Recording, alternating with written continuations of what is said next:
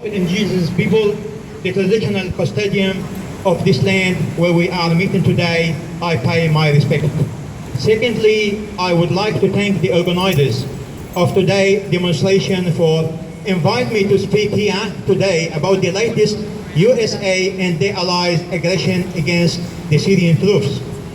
The aggression deliberately took place in the last 2 weeks directly on the Syrian troops by three main Syrian enemies, USA, Israel and Turkey, not by the proxy terrorist organization whom failed for the last 5 years to fulfill the aim of USA in toppling the Syrian government in order to safeguard Zionist regime in Israel.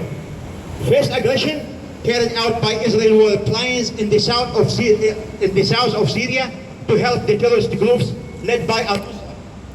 Second aggression, attack by Turkish troops in uniform of so-called terrorist group Free Syrian Army in the north of Syria under the pretext of striking Daesh, paving the way for other terrorist groups to take area occupied by another terrorist group, Daesh.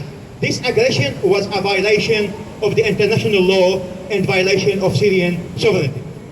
Said aggression attack last week took place in the mountain of Al-Fidra in Deir ez-Zur, east of Syria, directly and deliberately on Syrian Arab army by USA and their allies, including Australian and British warplanes, inflicting 83 Syrian soldiers martyred and more than 100 wounded.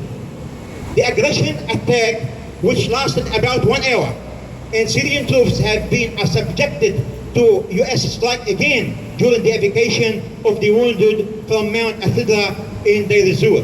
Aggression paved the way for terrorist Daesh to occupy some areas before the army regains control.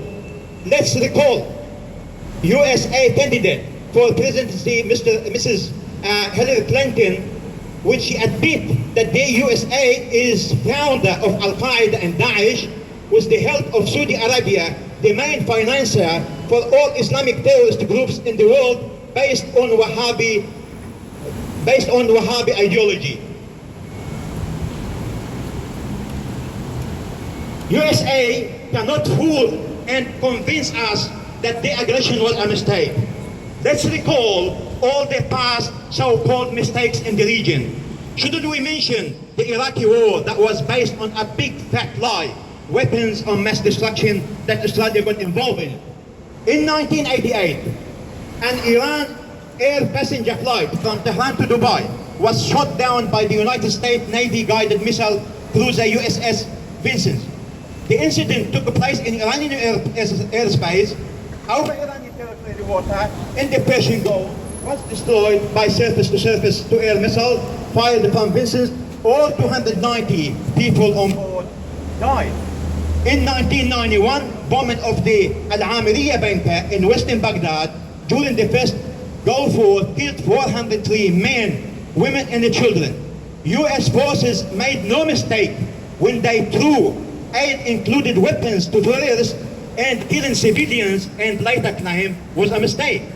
USA wants to cover and protect their terrorist groups who bring them under moderate opposition. I want to tell you that there is no such a thing called moderate opposition. Whoever carries arms against a legal government is terrorist.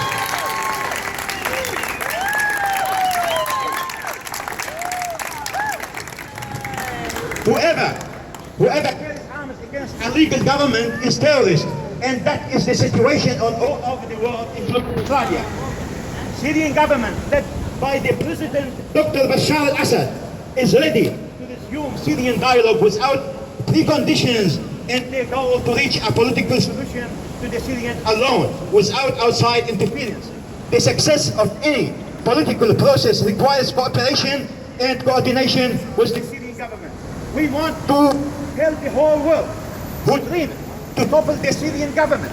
In 6 weeks, your dreams has been crushed under the boots of the Syrian army and their strong allies. We want to tell you, 5 years of resistance is enough for Syria to claim victory and enough for you to give up and claim loser. Syria for Syrians and no place for international terrorism on their soul. Australian government should not blindly follow USA aggression. We are proud to be Australian and would like our foreign policy to be free from USA aggression. Thank you for your attention.